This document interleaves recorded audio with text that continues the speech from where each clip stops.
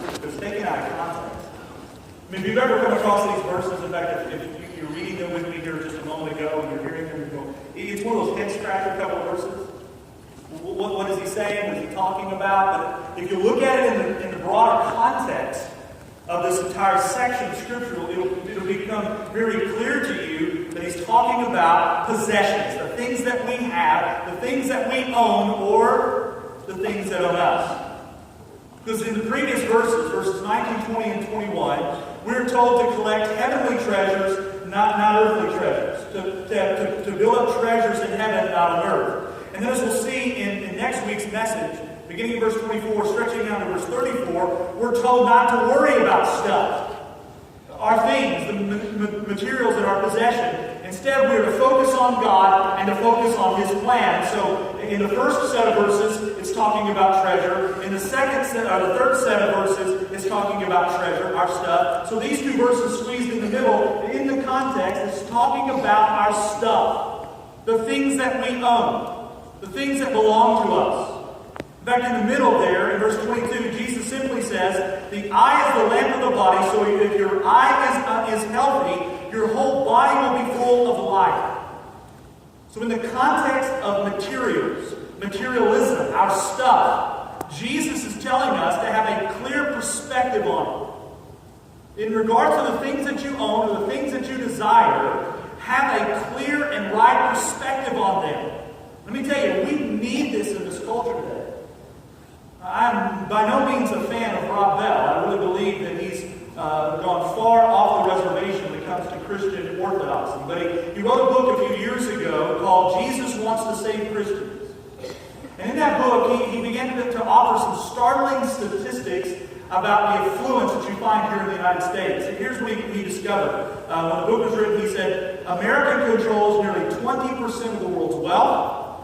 There are around 6 billion people in the world, more now, by the way, but around 6 billion people in the world, and there are roughly 300 million people in the United States.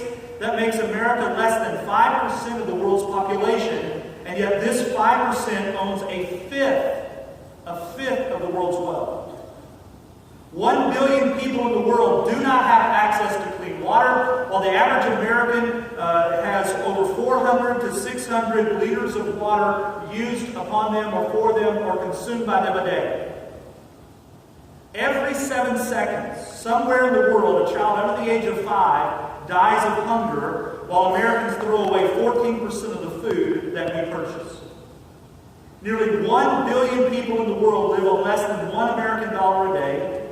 Another 2.5 billion people in the world live on less than $2 American dollars a day. And more than half of the world lives on less than $2 a day, while the average American teenager has nearly $150 spent on them in one way or another every single day.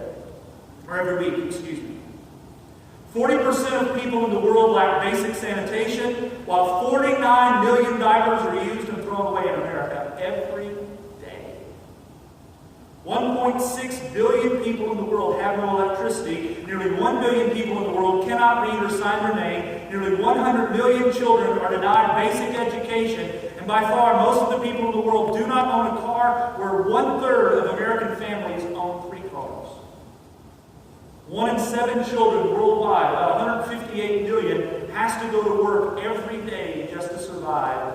And get this, Americans spend more annually on trash bags than nearly half the world does on all their goods.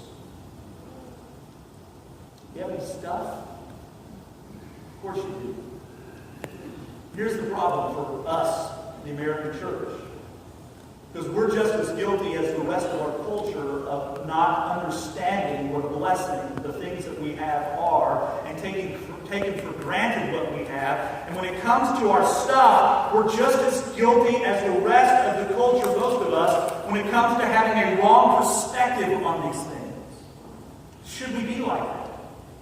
I mean, remember, Jesus has called us to be like Him, to think like Him, to see like Him, to act like Him. And that often puts us at odds with our culture. It's what this entire Sermon on the Mount really expresses to us, that to be right with Jesus often puts you at odds with the rest of the world. As we look at this Sermon on the Mount that Jesus preached so long ago, it's about the countercultural life according to Jesus. And in the verses that we've read today, sermon, I'm telling you, you need to have a clear perspective on the things that you have. Because if you don't, the things that you have, the things that you own, they will own you. For how we look at our stuff and the perspective that we have on it is a sure indicator. It is a tell about your walk with me, Jesus is telling.